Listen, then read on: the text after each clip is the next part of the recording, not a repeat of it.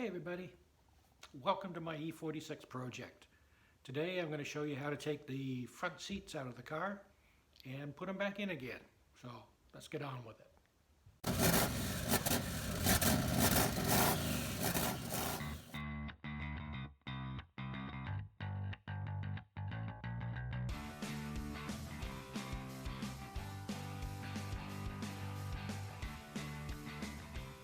Okay, so we're going to get this seat out of the E46 convertible today so we can start the process of repairing it, cleaning it up, re-dyeing it,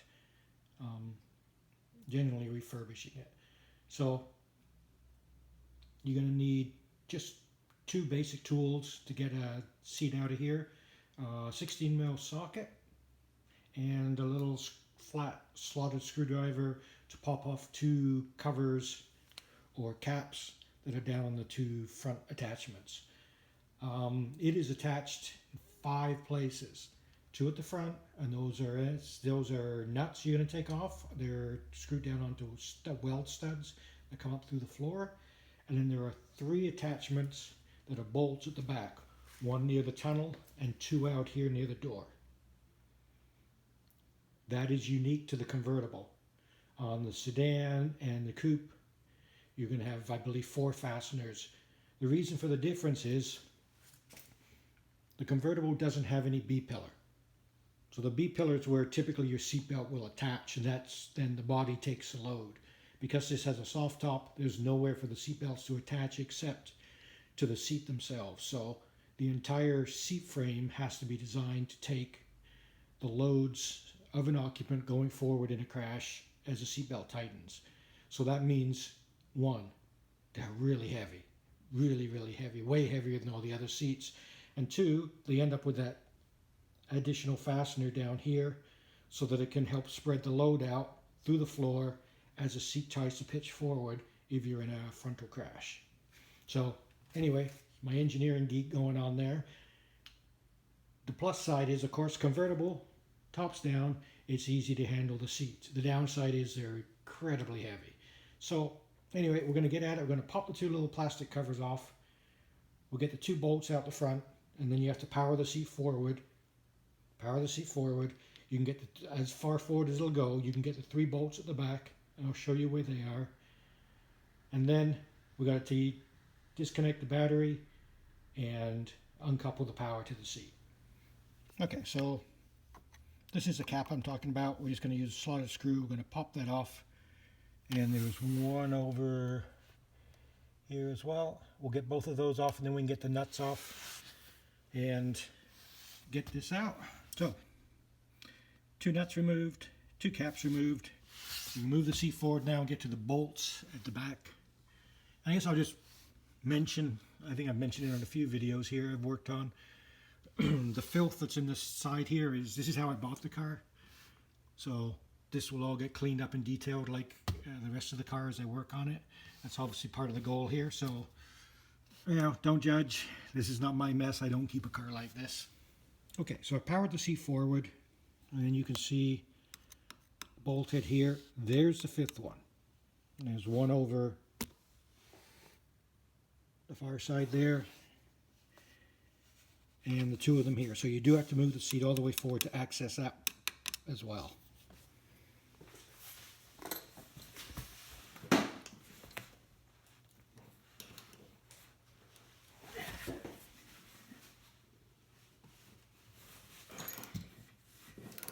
Okay, they're all good.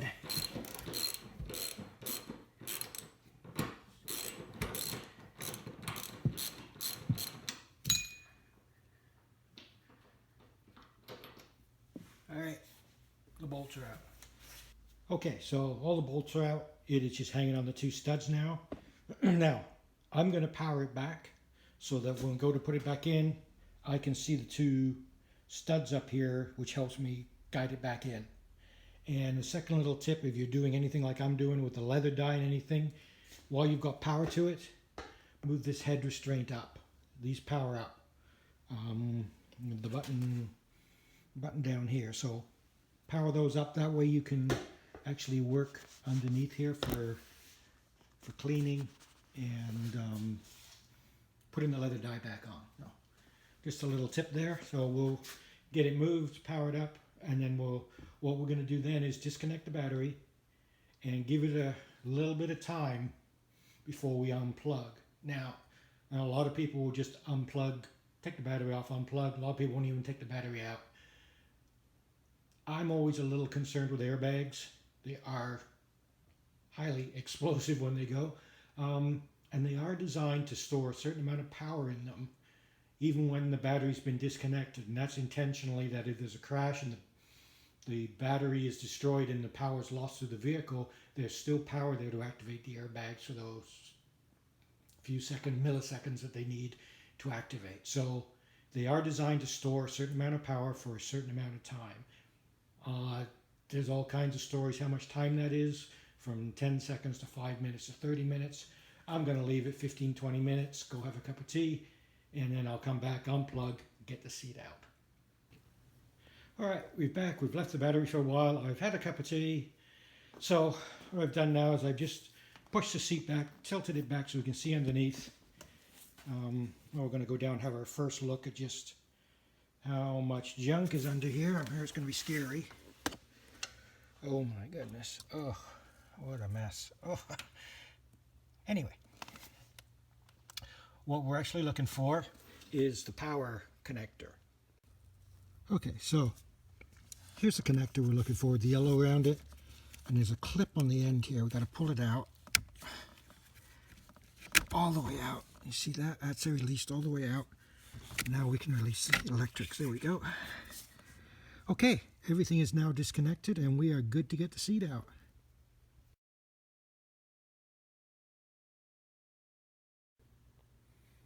Okay, so I've got all the work done I wanted on the seat. Check out my other videos there on doing the cleaning and the leather re-dyeing for what I did and how I did it. So it's time to put it back into the car now. And what we're going to do is we're going to place it onto the two threaded studs, the front. These are the front attachment points for the seats. That'll basically locate it in the vehicle. We'll hook up the electrics and then we can start to bolt it down. We'll put the nuts on the front, then we can power the seat forward and we can get to the bolts at the back. I have the seat basically in place now. Like I said, sitting on the two studs at the front. So next thing to do is to get the electrical connections sorted out underneath. So what I'm going to do first is put a little light down here. There you can see the stud there on the coming through the track. So I'm going to try and tip this seat back. There we go. So we can see the connector here. So pretty obviously that's going to plug into there, and then what we're going to do is push that in and slide that, and that locks the whole thing together. So yellow because it's got some airbag wiring on top of all the power seat wiring, so be that difficult to do here.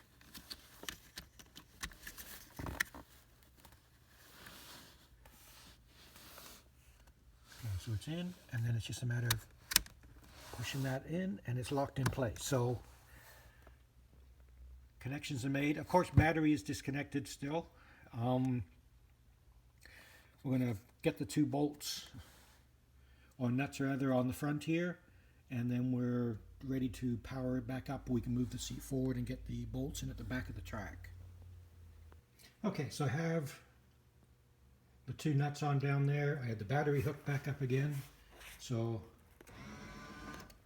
there we go. I'll move this forward. There we go. And just a reminder, there are 5 bolts on the convertible seat tracks. Sorry, 3 bolts, 2 nuts. So I've got 2 nuts in.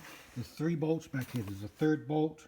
You got to move the seat a long way forward to get at it. So there, and then the one over on the other side there. So we'll get those 3 on, and the seat is installed. Okay, so all the fasteners are now in. Little tip here: when you put the 2 nuts on the front, don't tighten them down until you've got the track aligned properly for the 3 bolts at the back. You do have to jiggle it around a bit to get them to line up. You don't want to cross thread those. They're fine thread, so easy to do. But I've got that done. It's all snugged down. The last thing I have to do is just pop these two little rubber caps over the two front retaining nuts, and she's finished. Job done. Thank you for watching. I hope the video was helpful for getting the seats back in the car. I'll post in the description the tools you need, but it's pretty minimal. It's not a complicated job. Just good to know some of the little tricks. So again, thank you for watching. I hope you see you back here at the garage soon. Have a great day.